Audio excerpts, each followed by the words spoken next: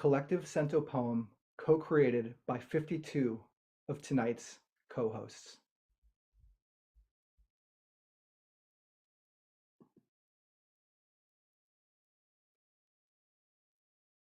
Grief is a tempest. Grief is a stormy sea without a boat. Grief is insurmountable. When I see people of all ages experiencing pain, I find myself asking, what is the point? When I see hatred, I ask myself, what is the point of nurturing love? Grief is sneaky and insidious, and grief is its own captain. When I see individuals isolating others, I ask myself, why does this happen? Grief is like trying to see with your glasses off. When I see a wounded child, I ask myself, who shields the children and enables their healing?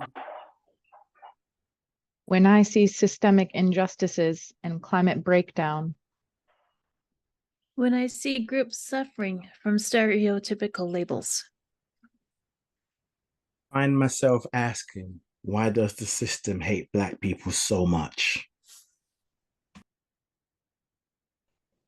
I find myself asking, what if it were you?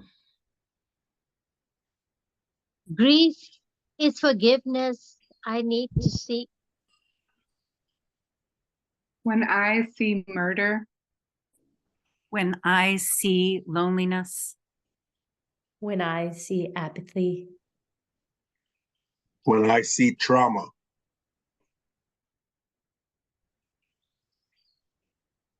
I ask myself, is this really part of the divine plan?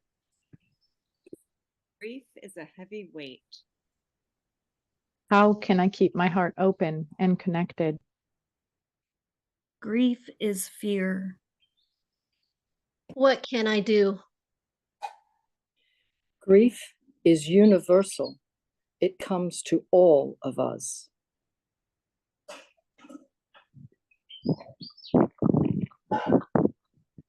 Coffee will become aware of within. Grief is an opening.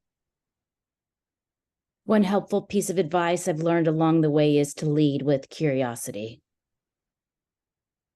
Listen to what grief is asking you. Tears are antifreeze for the soul. Grief is not being able to breathe. One piece of advice I have learned is to breathe and take a pause. Never stop telling stories about your loved ones.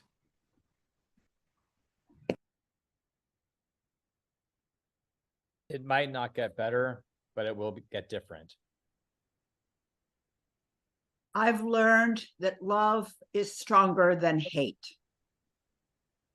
I've also learned how important it is to mourn. For to mourn is to feel what needs to be felt, even if it hurts. To empty the heart and bow down to its sacredness. To mourn is to acknowledge that love existed. To stand with those suffering loss. To face into the darkness glowing.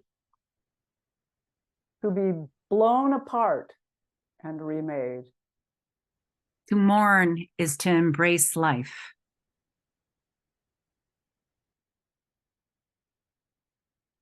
When I lost my parents, I felt untethered to the world around me. When my dog's soulmate passed away, I felt pain so deep I could not reach it. When I was wounded as a child, I felt the urge to self-annihilate. When my boyfriend died. When my mom died. When my father was murdered when I was 13. when my wife died.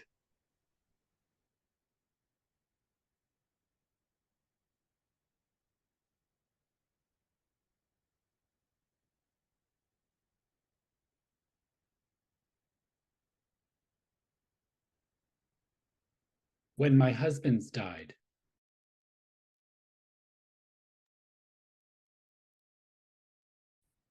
When I experienced my miscarriages. When I heard a spiritual brother and mentor passed. When parts of my identity felt ripped away. When I moved to a new city. When the fabric of my reality unraveled in chaos. When I lost you. When I lost you. I felt the world crashing down on me. I felt part of my light had gone out. Grasping at air, I felt my soul escape.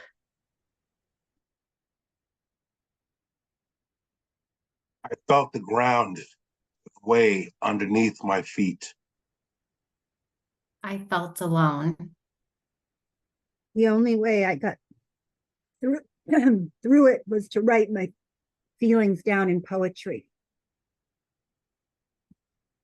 The only way I got through it was by doing things in his honor. When my husband suddenly passed away, I got through it by honoring his dream of competing in the Hawaiian Ironman. The only way I got through it was to allow everything to fall apart. To surrender to my body. To remind myself that ritual is in my bones.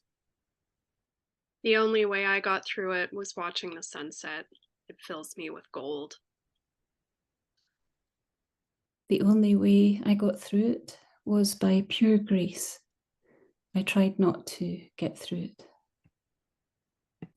The only way I got through it was to gather online with others who could relate. Building community around loss.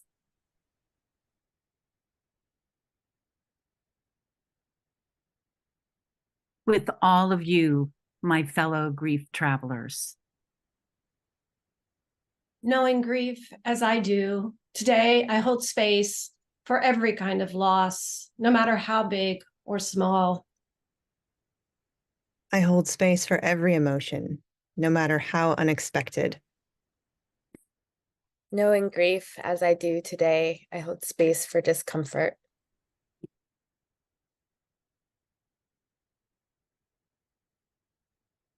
I hold space for all the mess, yours and mine. Knowing grief as I do, today I hold space for people who have been ostracized and don't fit in. I hold space for music, for magic, and for messages from beyond. I hold space for grief as a skill, the essential skill of our times.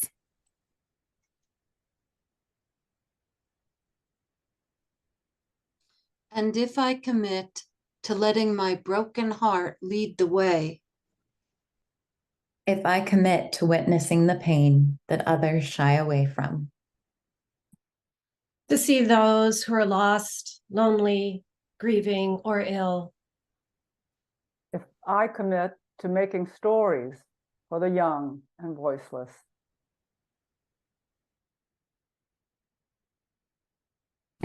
And commit to making time to listen to elders' stories.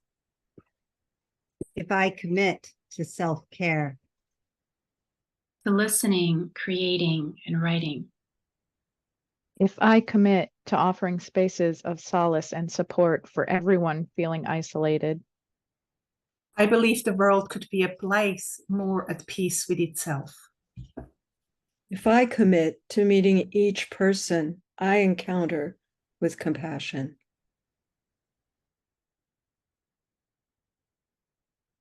I believe the world could be a place of belonging for each of us.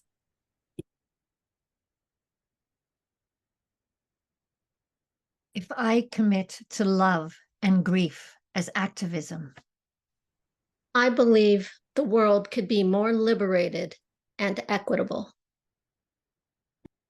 Liberated from trauma. A place where there is room to move and breathe. A place of unintelligible beauty.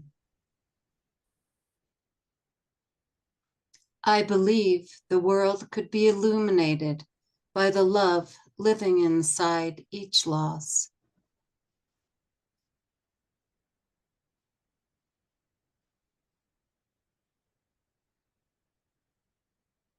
For grief is love turned inside out. But only together can we lift each other through the pain. Grief is transformative. Only together can we feel the warmth of the whole. Grief is foreign and grief is familiar. Only together, through collective spaces, can we continue to heal. Grief is loud and grief is quiet. Only together can we save ourselves. Grief is connective. Only together can we find comfort and solace in the unexplained. Only together do we arrive home.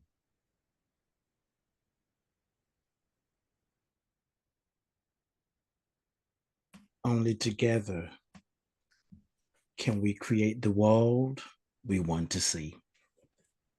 Grief can be a gift. Only together. Only together.